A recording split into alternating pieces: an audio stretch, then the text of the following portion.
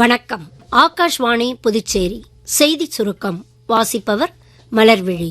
India வளர்ச்சியடைந்த நாடாகவும் தன்னிறைவு பெற்ற நாடாகவும் மாறுவதற்கான நடவடிக்கைகளை மேற்கொள்ளும் என பிரதமர் திரு நரேந்திர மோடி கூறியுள்ளார்.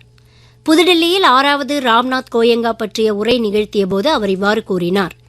இந்தியா வளர்ந்து வரும் நாடு மட்டுமல்ல, அனைத்து நாடுகளுக்கும் முன்மாதிரி நாடாகவும் திகழ்வதாகவும் பிரதமர் கூறினார். உலக நாடுகள் இந்தியாவின் வளர்ச்சியை நம்பிக்கையின் வளர்ச்சியாகவே கருதுவதாகவும் அவர் கூறினார். இந்தியாவின் வளர்ச்சி விகிதம் எப்போதுமே வலுவாகவே இருப்பதாகவும் அவர் குறிப்பிட்டார். பீகாரில் புதிய அரசின் பதவியேற்பு விழா பாட்னாவில் உள்ள காந்தி மைதானத்தில் வரும் 20ஆம் தேதி நடைபெறவுள்ளது. இந்த பதவியேற்பு விழாவில் பிரதமர் திரு நரேந்திர மோடி, தேசிய ஜனநாயக கூட்டணியின் மூத்த தலைவர்கள், மத்திய அமைச்சர்கள் மற்றும் கூட்டணி கட்சி தலைவர்கள் பங்கேற்பார்கள் என எதிர்பார்க்கப்படுகிறது. நிலையான வளர்ச்சி மற்றும் மேம்பாட்டு முறைகள் காரணமாக காலநிலை மாற்றம் என்பது உண்மையானதும் உடனடி தேவையும் ஆகும் என்று சுற்றுச்சூழல் அமைச்சர் திரு பூபேந்தர் யாதவ் கூறியுள்ளார். பிரேசிலில் பெலாமில் நடைபெற்ற COP30 காலநிலை உச்சி மாநாட்டின் உயர்மட்ட பிரிவில் பேசியபோது அவர் இவ்வாறு கூறினார்.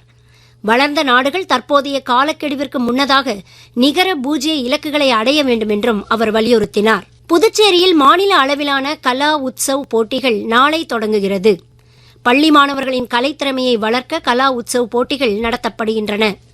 மாவட்ட அளவிலான போட்டிகள் முடிவடைந்து அதில் வெற்றி பெற்றவர்களுக்கு மாநில அளவிலான போட்டிகள் நாளை புதுச்சேரி காமராஜர் மணிமண்டபத்தில் நடைபெறுகின்றன. கப்பலோட்டிய தமிழர் வ.உ. சிதம்பரம் பிள்ளையின் நினைவு நாள் புதுச்சேரி அரசு சார்பில் இன்று அனுசரிக்கப்பட்டது.